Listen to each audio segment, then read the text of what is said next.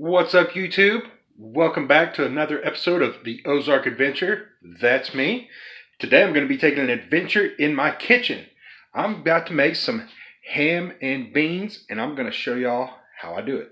So let me flip around and show you what I've got going on here. Alright, so as you can see, I've got my ingredients all laid out. I have got 3 smoked pork neck bones. If you have never used smoked pork neck bones in your ham and beans, I feel sorry about your life. Next, we got 2 cups of chopped onion.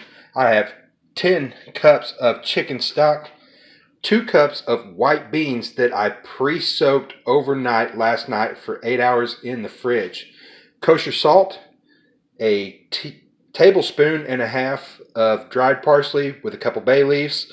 I've got about a half a cup of carrots, half a cup of celery, 2 tablespoons of minced garlic, and some freshly cracked black pepper. I did this in my spice mill because I did not want to have to crack that much by hand. It gets to be a little bit of a pain doing that much. So that's the ingredients. Let me show you how I put it all together. Alright, so first thing I've done is I've heated my soup pot, and I use this big one. This is a restaurant size pot. Get it at the restaurant supply store. I actually got this one from a restaurant that was just replacing its equipment for free. So I'm got it heated up over medium-high heat with about 2 tablespoons of bacon grease, and we are going to add the onion. Get that all in there with just a little pinch of salt and a little pinch of pepper. And then we're just going to saute this over medium-high heat for about a minute until the onions start to turn translucent. And then we're going to add the celery and the carrots. Alright, onions are just starting to turn translucent. So now I'm going to add carrots and celery. Now we're going to cook that for about another minute. Let the carrots and celery start to soften up, and then I'm going to add the garlic. So we'll be back in about a minute. Alright, celery and onions and carrots are ready. You can really start to tell after you add the carrots and the celery, because you'll start to smell the celery when it gets ready. So now this next part is going to go pretty quick.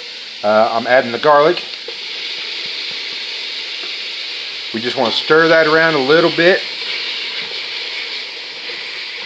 We'll let it release its flavor into the pot here.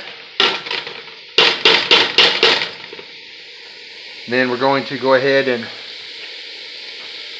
add our chicken stock.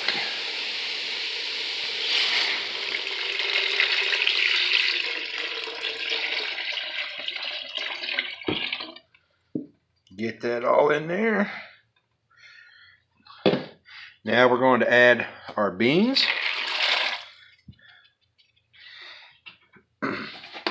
Our 3 smoked pork neck bones, and that is really what's going to make this killer, is those neck bones.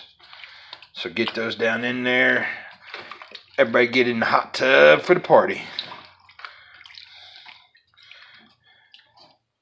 Give it a little stir.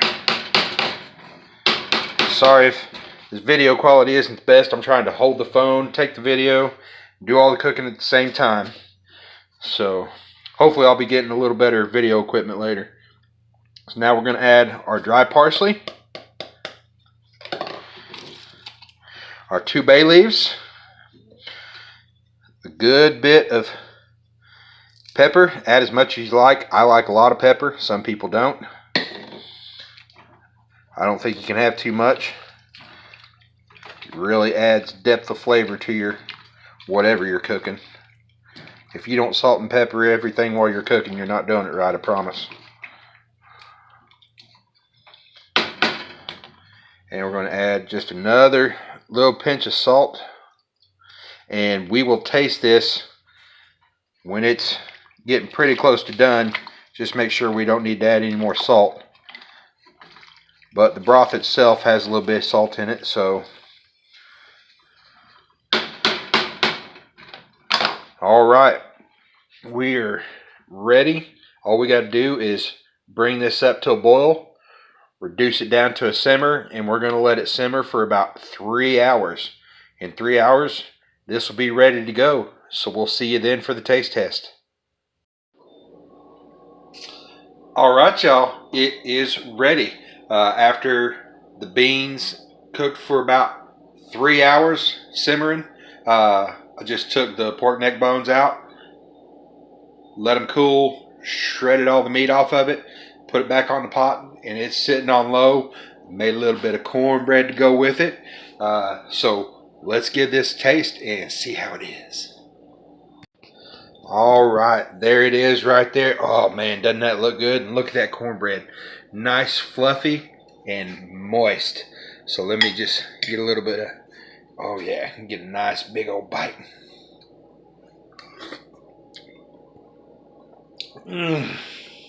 Oh. Yeah, that's going to hit the spot. I can't wait to dig into some of that cornbread. I don't make it like anybody else. If you like this recipe, give it a thumbs up. And if you'd like to see me do a video on how I make my cornbread, leave me a comment in the comment section below.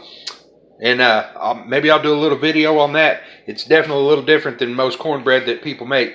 So I appreciate you watching. Please don't forget to subscribe, and I'll see you next time.